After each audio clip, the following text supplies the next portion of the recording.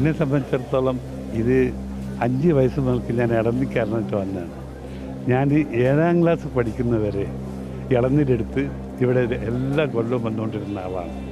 അപ്പോൾ അതിൽ നിന്നൊക്കെ എനിക്ക് മനസ്സിലായ കാര്യം, കാരണം എൻ്റെ അച്ഛനും എൻ്റെ മുത്തച്ഛനും ഒക്കെ കൂടെയാണ് ഞാൻ വന്നുകൊണ്ടിരുന്നത്.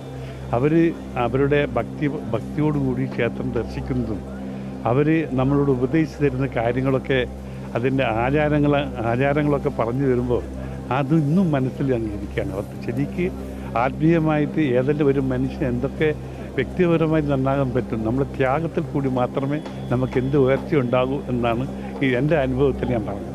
കാരണം അന്ന് വടകരയിൽ നിന്ന് ഇവിടെ വരെ നടന്നു വന്ന് ഇവിടെ നിന്ന് പുത്തൂർ വരെ തിരിച്ച് നടക്കുന്ന ഒരു കാലം ഉണ്ടായിരുന്നു. അന്ന് അത്രയും ത്യാഗമായിരുന്നു അന്ന്. ഒരു സമർപ്പണ മനോഭാവത്തോടെ ചെയ്യുന്നത്. അന്നൊരു ബുദ്ധിമുട്ട് നമ്മൾ കണ്ടിരുന്നില്ല. ഇന്ന് മണിക്കൂറുകൾക്ക് നടക്കാൻ ബുദ്ധിമുട്ടുള്ളൊരു കാലമാണ്. എല്ലാ സ്കൂൾ കുട്ടികളും എല്ലാം അവരെ വീട്ടിൻ്റെ പഠിക്കൽ ബസ് എത്തിയാനും അത്ര പോകുന്നതൊന്നും ആ കാലഘട്ടത്തിൽ നമ്മൾ അങ്ങനെ പറഞ്ഞാൽ ശരിയാവില്ല. പക്ഷെ എന്നാലും ത്യാഗപൂർണമായ ഒരു സമർപ്പണം നമുക്ക് കൊട്ടിയൂരമ്പലത്തിൽ ശ്രമിച്ചാൽ ജീവിതത്തിൽ ഉയർച്ച ഉണ്ടാവുന്ന ശരിയാണ്. കാരണം ഞാൻ എന്നെ സംബന്ധിച്ചിട്ട് എനിക്ക് എന്തെങ്കിലും ഉണ്ടായിട്ടുണ്ടെങ്കിൽ അത് ഗുരുവായൂരപ്പനും കൊട്ടിയൂർ പെരുമാൾ ക്ഷേത്രമാണ് ഉണ്ടായതെന്നാണ്. കാരണം എന്നെ അച്ഛൻ 2 സ്ഥലത്താണ് എപ്പോൾ കൊണ്ടുപോകുന്നത്. ഒന്ന് ഗുരുവായൂരും ഒന്ന് കൊട്ടിയൂരും. തീർച്ചയായും കൊട്ടിയൂർ ഇന്ന് ഗുരുവായൂർ എത്ര വളർന്നു കഴിഞ്ഞു.